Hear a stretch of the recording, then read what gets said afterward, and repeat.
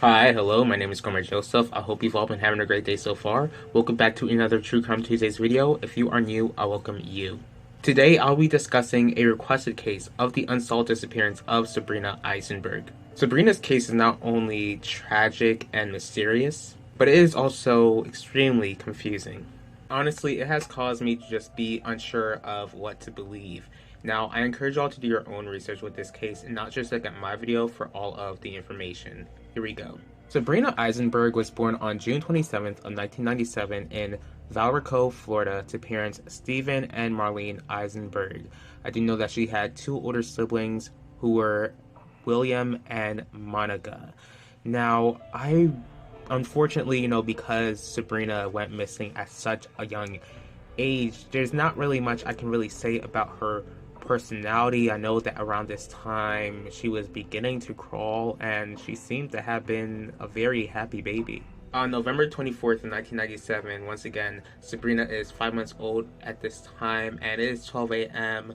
and by this time, according to her mother Marlene, Sabrina is asleep in her crib. Now, several hours later, like 6:42 a.m. specifically, Marlene goes into Sabrina's room to check up on her, but Sabrina is not in her crib.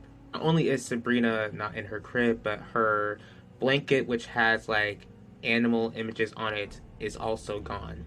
At this point, Marlene is frantic. She just runs through the house and pretty much she finds that the garage door is open and that there's another door unlocked, and also there was an alarm system that was off. Now, at first when I gathered all this information, I really had no idea why the house was just like this.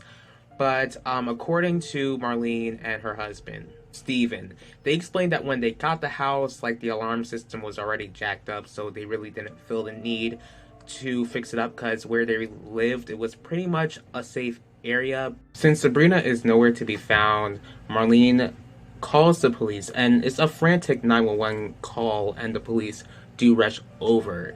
Now, once the police arrive, Sabrina is nowhere to be found. She's 5 months old, so there is this huge search for her.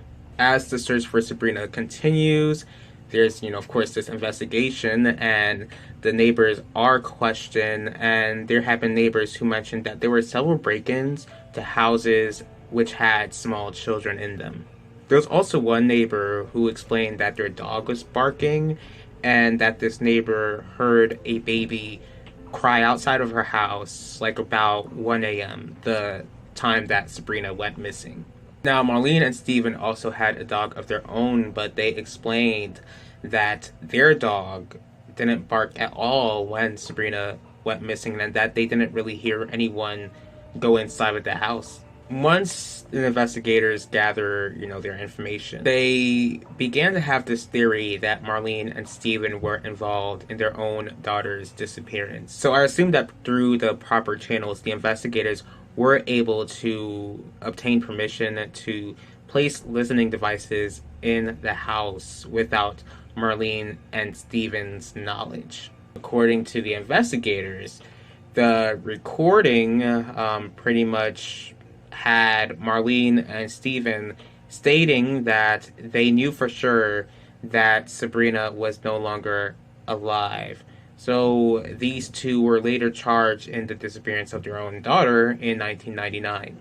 This legal battle would go on for a couple of years, and while they reached court, the judge found out that the investigators pretty much lied in order to obtain permission to listen in on Marlene and Stephen's conversations in their house. The recording was also played for the judge, but the judge really couldn't hear anything from the recording. It just pretty much, the recording was pretty much trash.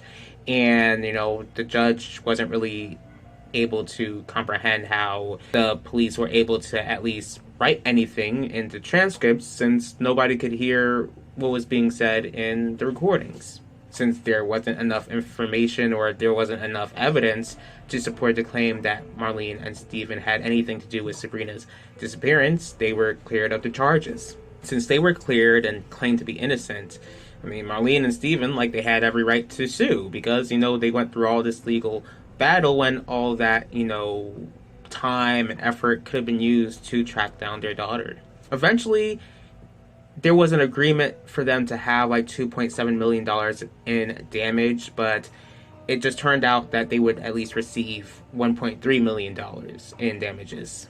And please follow where I'm going, because this is where things get awkward and like bonkers. So in 2003, there was this girl, and by the time that she was a toddler, it was determined that she was this abandoned infant from Mexico, and her name was Paloma. And the story is that Paloma was carried across the border from Mexico, and she was in the presence of this teenage girl who claimed to be Paloma's mother. Now, try to stay with me. So this teen gives baby Paloma to this woman named Molly Garza.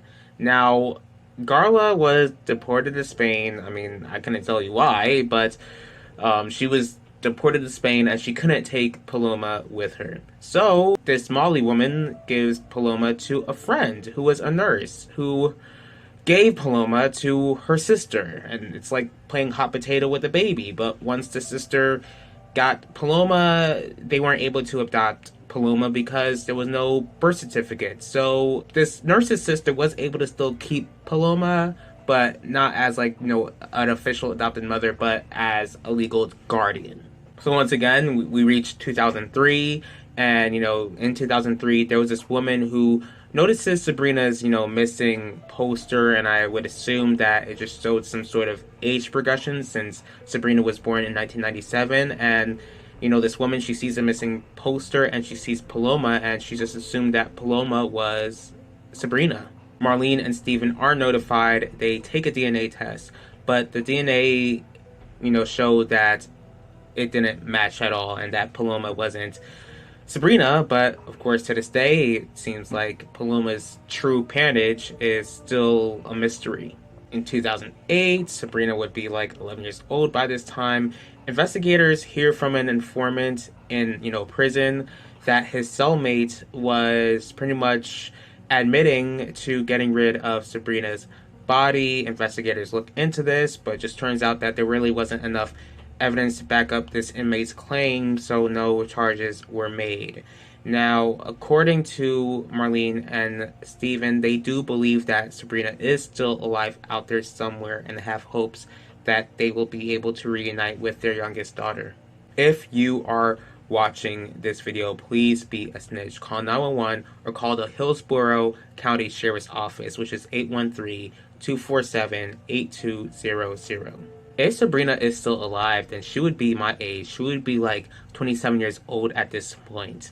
I do pray that whoever took Sabrina would repent of their sins and trust in Jesus Christ alone to save them. That way they will be convicted of what they've done and provide answers.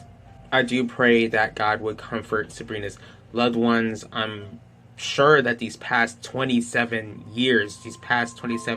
long years without her, even though they had Sabrina for such a short time, I just know that, these past 27 years have just been absolutely, torturous. I do pray that God would provide Sabrina's loved ones with the answers that they have been searching for all of these years, and I do pray that God would comfort Sabrina's loved ones.